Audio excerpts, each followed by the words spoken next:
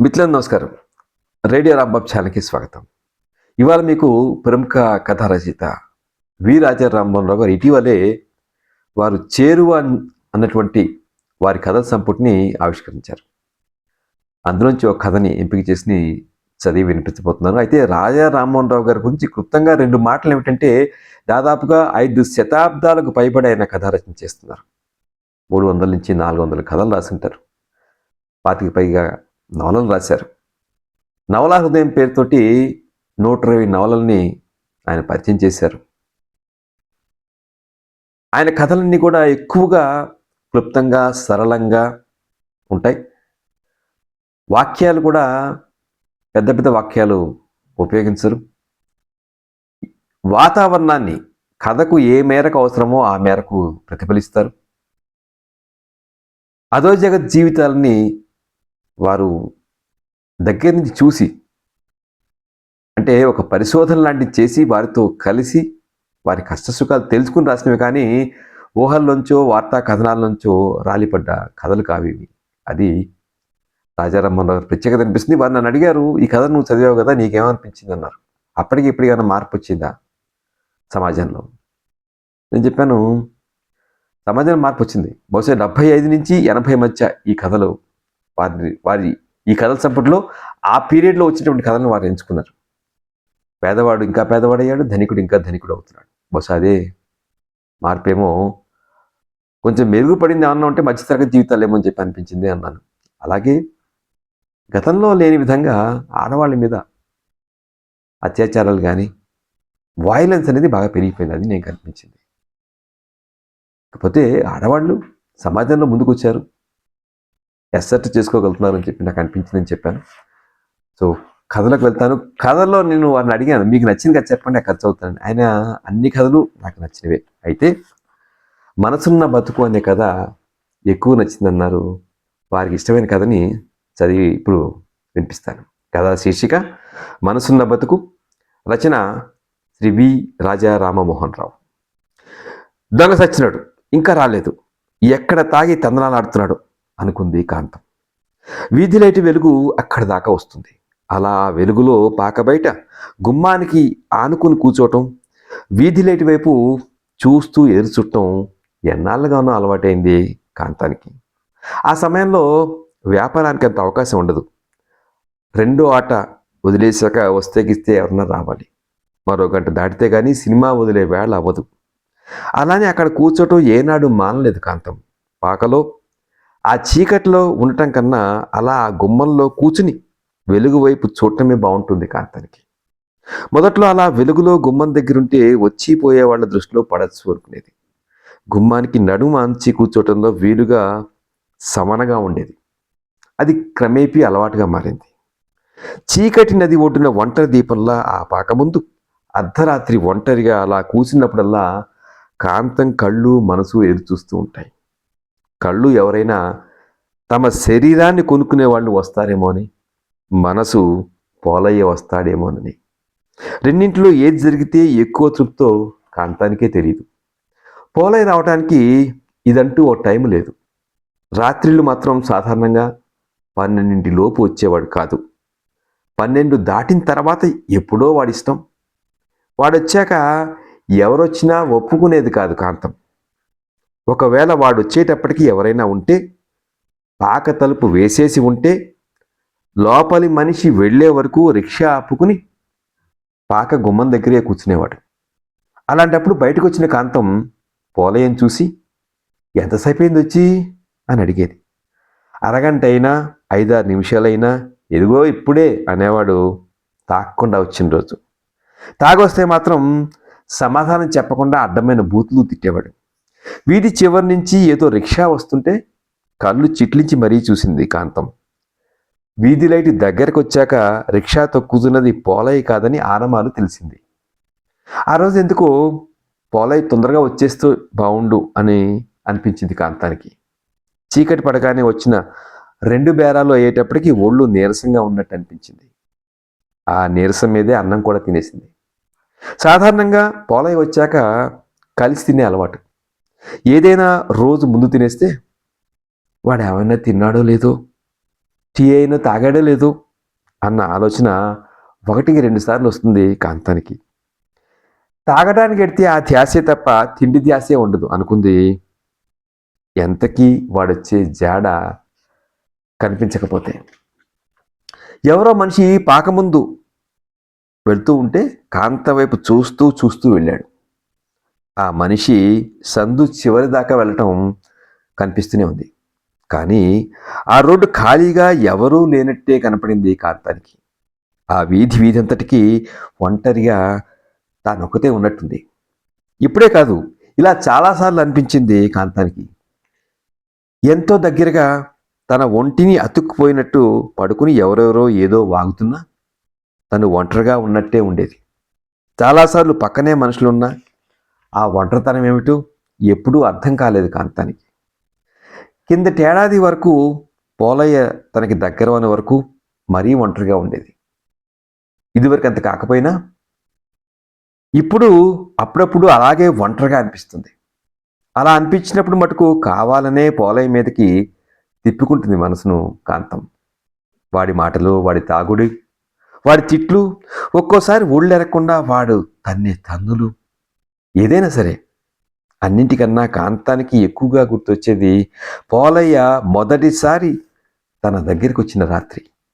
అదైనా ఆ రాత్రి జరిగిందంతా ఒక్కసారి గుర్తుకొచ్చేది కాదు. మనిషి ఎవరో తిన్నగా కనపడని ఆ మసక వెలుగులో పాక బయట నిలబడున్న తన దగ్గరికి తూలుతూ వాడు రావటం, ఎంత అని అడగటం, తను చెప్పింది తిన్నగా వినకుండానే ఓ నోటు తన చేతిలో పెట్టి పాకలోకి పడిపోతున్నట్టు పోలయ్య రావటం ఓసారి గుర్తొస్తే లోపలికొచ్చి తిన్నగా తన వైపు చూడనేనే చూడకుండా పక్క మీద పడిపోయి మరోసారి గుర్తొచ్చేది. లోపలికొచ్చి తిన్నగా తన వైపు చూడనైనా చూడకుండా పక్క మీద పడిపోవటం మరోసారి గుర్తొచ్చేది. అన్నింటికన్నా తెల్లారి లేచి తన వైపు చూసి చిన్న కుర్రాడిలా సిగ్గుపడిన వాడి నిద్రముఖమే ఎక్కువగా గుర్తొచ్చేది కాంతానికి.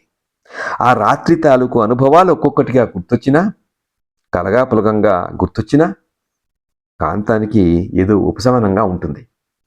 అందుకే అవి తలుచుకోవటం అంటే ఇష్టం కాంతానికి. ఆ రాత్రి తెల్లారాక నిద్రలేచి వెళ్ళిపోతున్న పోలయ్యకి రాత్రి ఇచ్చిన నోటు ఇచ్చేయబోయింది. ఉంచు, రాత్రికి వస్తాగా అన్నాడు తలంచుకుని వెళ్ళిపోతూ. రాత్రి నిజంగానే వచ్చాడు. ఆ తర్వాత చాలాసార్లు వచ్చాడు. అలా వచ్చిపోవడంలోనే ఇద్దరి మధ్య డబ్బు విషయంలో కట్టుబాటు కొంచెం తగ్గింది. రోజు ఇచ్చేవాడు, ఒక్కో రోజు ఇచ్చేవాడు కాదు. ఒక్కోసారి మామూలు కన్నా ఎక్కువ ఇచ్చేవాడు. 2-3 నెలలు గడిచేటప్పటికి ఇద్దరి జీవితాలు ఒక్కొక్కళ్ళకి కొంచెం తెలిసాయి. కలిసి గడుపుతున్న ఆ కాసేపటి అనుభవమే కాక మిగిలిన రోజంతా ఇద్దరు గడిపే కష్టసుఖాలు కొన్ని తెలిసాయి. అలా నెమ్మదిగా డబ్బిచ్చి కొనుక్కున్న శరీరాన్ని అనుభవించి వెళ్ళిపోయే బేరగాడి పరిధిని దాటాడు కాంతం విషయంలో పోలయ్య. తాగొచ్చి తనని కలిసిన తర్వాత కూడా ఇంకా స్పృహలో ఉంటే పోలయ్య చాలా మాట్లాడేవాడు. అందులో ఆ రోజు జరిగిన గొడవలుండేవి, వాడి పాత బతుకు గొడవలుండేవి. ఆ సమయంలో వాడు అలా మాట్లాడుతుంటే ఎంతో దగ్గరగా బాగుండేది కాంతానికి. ఓసారి ఆ మాటల్లోనే లేచిపోయిన భార్య సంగతి చెప్పాడు. పోయింది పోక రంకు మొగడితో వచ్చి దెబ్బలాడి పాకలో తట్టాబుట్ట అంతా తనదేనని తీసుకుపోవటం, ఆ క్షణంలోనే ఆ మనిషి అంటే, ఆ ఊరంటే మనసు విరిగి ఏలూరు రావటం గురించి చెప్పాడు. అలా చెబుతూనే, ఏంటో కాంతం, రిక్షా లాగి ఒళ్ళలిస్తే తాగాలనుంటుంది. తాగినప్పుడు ఒకసారి ఆడది కావాలనిపించటం, డబ్బిచ్చో ఇవ్వకో ఎవరి దగ్గరో పడుకోవటం, ఇంత చేసినా ఏంటో ఒక్కోసారి బాగుండదు. దీనికన్నా ఇంకా ఏదేదో కావాలనుంటుంది, అది ఏందో మరి అన్నాడు. వాడు చెప్పింది కొంత అర్థమైంది కాంతానికి, కొంత అర్థం కాలేదు కూడా. అలాగే చాలాసార్లు చాలా అర్థమై అవనివి ఎన్నో వాగేవాడు పోలయ్య. ఒక్కోసారి వాడు వాగిన వాటి గురించి ఆలోచించేది. ఒక్కోసారి ఏదో తిక్కవాగలేదు అని కొట్టిపారేసేది. పోలయ్య వస్తున్నాడు వెడుతున్నాడు, వాడు రాక వల్ల ఏదో కొంత అండ దొరికినట్టుగా ఉంది కాంతానికి. ముఖ్యంగా రౌడీ మస్తాన్ నుంచి అందరి పాకల కన్నా ఎక్కువ సార్లు తన పాకకి వచ్చి మామూలని పీక్కుతునే వాడి ధోరణి తగ్గింది. దానికి చాలా వరకు పోలయ్య భయమే కారణమని కాంతానికి తెలుసు. ఒకసారి ఏదో గొడవలో పోలయ్య మస్తాన్ని చితక తన్నిన సంగతి ఆ పాకల వాళ్ళందరికీ తెలుసు. ఇలా ఏదో కొంచెం మంచే తప్ప చెడేం జరగకపోవడం వల్ల పోలయ్య గురించి పెద్దగా ఆలోచనలు ఎప్పుడూ సాగలేదు కాంతానికి. కానీ ఓ రోజు పక్కపాకలో సావిత్రి అలా అన్నాక కొంత ఆలోచించింది. అవును, వాడికి తనకి సంబంధం ఏమిటి? ఎన్నాళ్ళుంటుంది ఈ ఇష్టం వాడికి తన మీద? రేపొద్దున తనకన్నా ఇంకొకటి వస్తే, కంటికి నదురుగా కనిపించి వెళ్ళిపోతే తనేం జాగ్రత్త పడుతోంది? ఇలాంటి ఆలోచనలు చాలాసేపు బాధ పెట్టాయి కాంతాన్ని. సావిత్రి అన్న దాంట్లో తప్పు కనపడలేదు. ఆ రోజు భోంచేస్తుండగా వచ్చింది సావిత్రి. కాసేపు ఆ మాట ఈ మాట అయ్యాక, ఆ పోలయ్య దగ్గర ఏమన్నా తీసుకుంటున్నావా, ఏమన్నా జాగ్రత్త చేసావా అంది. తనేం మాట్లాడకపోవటం చూసి, వీళ్ళెవ్వరూ మనకి తాళి కట్టినోళ్ళు కాదు కలకాలం ఉండిపోవటానికి. ఎప్పుడు మొహం మొత్తుందో చెప్పలేం. ఇలా పర్మనెంట్ ఖాతా తగిలినప్పుడే కొంచెం జాగ్రత్త పడి 4 డబ్బులు వెనకేసుకోవాలి అంది. పర్మనెంట్ ఖాతా అన్న మాటే ఇబ్బందిగా కనిపించింది కాంతానికి. వాళ్ళ బతుకుల్లో వాళ్ళు వాడుకునే భాష మాట అదే అయినా ఎందుకో అది తలుచుకుంటేనే చాలా అసహ్యంగా తోచింది. దాని తర్వాత వచ్చిన ఆలోచనలు మరీ ఇబ్బందిగా అనిపించాయి. ఆ తర్వాత కొన్నాళ్ళు మనసు వెనక ముందులాడినా కాంతం ఓ నిర్ణయానికి వచ్చేసింది. ముందు ఏమైనా ప్రస్తుతం పోలయ్య తనకు కావాలి. వాడు పెట్టినా పెట్టకపోయినా రోజు తన సంపాదనే తిన్నా వాడు కావాలి. వాడి దగ్గర నుంచి ఏం కావాలో ఏం పొందాలో తెలియకపోయినా ఆ నిర్ణయానికి వచ్చాక కాంతం మనసు కుదుటపడింది. రోజులు గడుస్తూనే ఉన్నాయి. కలిసి తినటం, కలిసి పడుకోవటం, తిట్టుకోవటం, ఒక్కోసారి కొట్టుకోవటం, ఇద్దరి జీవితం గడుస్తుంది. పరస్పరం ఒకళ్ళ దగ్గర నుంచి ఒకళ్ళు ఏం పొందుతున్నారో ఏం సంపాదించుకుంటున్నారో వాళ్ళకే తెలియకుండా ఏడాది దాటింది. ఆలోచనల్లో కూరుకుపోయి తల మోకాళ్ళ మీద అంచు కూర్చున్న కాంతం అలికిడికి తలెత్తి చూసింది. 2-3 రిక్షాలు కలిసి వస్తున్నాయి. కాంతం పూర్తిగా తేరుకునే లోపల అవి వచ్చి పాక ముందు ఆగాయి. ముందు రిక్షాలోంచి దింపి భుజాల మీద సాయం పట్టి తీసుకొచ్చారు. ఏంటి, ఏం జరిగింది అంటూ కంగారు పడింది కాంతం. పోలయ్య తలకి పెద్దగా తెల్లటి కట్టుంది. చేతులకి కాళ్ళకి కూడా చిన్న చిన్న కట్లున్నాయి. ఏం లేదు, సెంటర్లో ఏదో గలాటాకి వెళ్ళాడు. 4-5 ఉన్నారు. మేము వెళ్ళేటప్పటికే మోపుగా దెబ్బలు తగిలాయి. మరేం కంగారు లేదులే, డాక్టర్కి చూపించాం. ఇదిగో సీటీ, పొద్దున్నే మందులు కొని వెయ్యి, ఇప్పుడు కొట్టులు లేవు అని చెప్పి పోలయ్యని పాకలో పడుకోబెట్టి రిక్షాని పాక ముందు పెట్టి వెళ్ళిపోయారు వాడిని తీసుకొచ్చిన రిక్షా వాళ్ళు. అప్పటిదాకా ఉన్న నీరసమంతా ఒక్కసారి పోయింది కాంతానికి. అదురుతున్న గుండెలతో దీపం బాగా పెద్ద చేసి పోలయ్య వైపు చూసింది. కళ్ళు మూసుకునే ఉన్నాడు. బాగా మూలుగుతున్నాడు. తెల్లటి కట్టుతో సగం నుదురు కప్పడిపోయింది. కాసేపటికి నెమ్మదిగా వాడి కాళ్లకున్న చెప్పులు తీసింది. వాడి బట్టలు పక్కా సర్దింది. పక్కనే వాడి వైపు చూస్తూ కూర్చుంది. ఇంకాసేపటికి కొంచెం భయం వేసింది కాంతానికి. గుండె తట్టుకోలేనంత దిగులు పుట్టింది.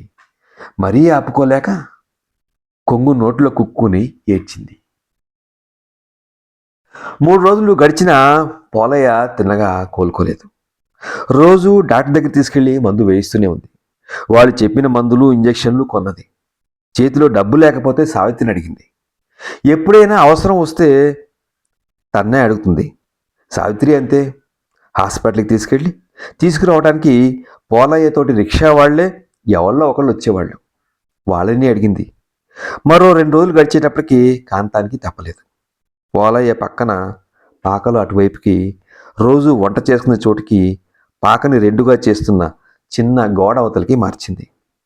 జ్వరం ఎక్కువగా ఉన్న పోలయ్య తెలివిగానే ఉంటున్నాడు. దెబ్బల బాధకి జ్వరానికి నిద్ర పట్టక తాగడానికి తెమ్మని ఊరికి గోల చేస్తుంటే బతిమాలి బెదిరించి ఎలాగో ఆపుతూ వచ్చింది. ఆ సమయంలో పోలయ్య తెలివిగానే ఉన్నాడని తెలుసు. అయినా తప్పదని తెలిసి బేరం ఒప్పుకుంది కాంతం. వచ్చిన మనిషి ఏ గొడవ వాగుడు లేకుండా ఉంటే బాగుండని 1000 దేవుడికి మొక్కుకుంది.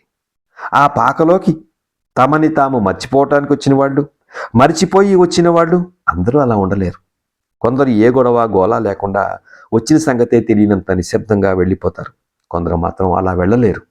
చిన్న చిన్న అరుపులు, బూతులు, అల్లరి, 3 సరసాలు, వాటన్నింటికీ ఏనాడో అలవాటు పడిపోయిన కాంతానికి అవన్నీ భరించడం పెద్ద బాధ అనిపించలేదు. కానీ పక్కన పోలయ్య ఉన్నాడన్న భావన మనసులో మెదిలినప్పుడల్లా గుండె వెలువెల్లాడేది తనకి. ఆ క్షణాన సిగ్గుతోటి బాధతోటి చచ్చిపోతున్న ఒళ్ళు తనకి లేకుండా పోతే బావుండని అనిపించేది. ఎంతమంది చేతుల్లో నలిగినా ఇంకా తన ఒంట్లో చీము నెత్తురు ఉన్నందుకు బాధ అనిపించింది. తన పక్కనే జరుగుతున్న గొడవలకి పోలయ్య ఏం అంటాడోనని భయపడింది కాంతం. కానీ పోలయ్య ఏమీ అనకపోవడంతో కాంతం మనసు కుదిరిపడింది. ఆ తర్వాత గుండె కలుక్కుమనేలా బాధ కలిగింది. పోలయ్య ఆ విషయం గురించి ఏం అన్నందుకు. నా కళ్ళ ముందు నాకు తెలిసేలా ఇదేంటి నీకు సిగ్గులేదు అని తిట్టినా విసుక్కున్నా బాగుండనిపించింది.